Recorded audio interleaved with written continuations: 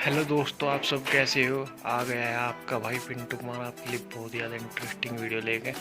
आप देख रहे हो अपना चैनल पिंटू कारपेंटर की टैग। मैं आज आपको दिखाऊंगा जो हमने सीलिंग की है, इस तरह के चैनल में बनी हुई है वो। और वो जो ज़्यादा अच्छा गेटअप भी आ रहा है उसका, वो थोड़ी झोंपड़ी टाइप की बनी हुई है।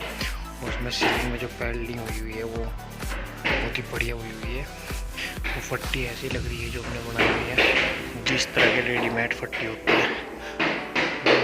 और जो आप ऐसी सीलिंग बनवाना चाहते हो या बनाना चाहते हो तो हमारे चैनल को सब्सक्राइब जरूर करते हैं और कमेंट में बताइए वीडियो आपको कैसी लगी।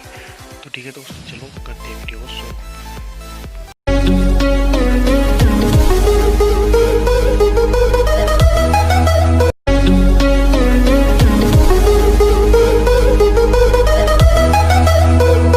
सब्सक्राइब करें हमारे चैनल को और बेल आइकन का बटन दबाएं हमारी लेटेस्ट वीडियो सबसे पहले देखने के लिए।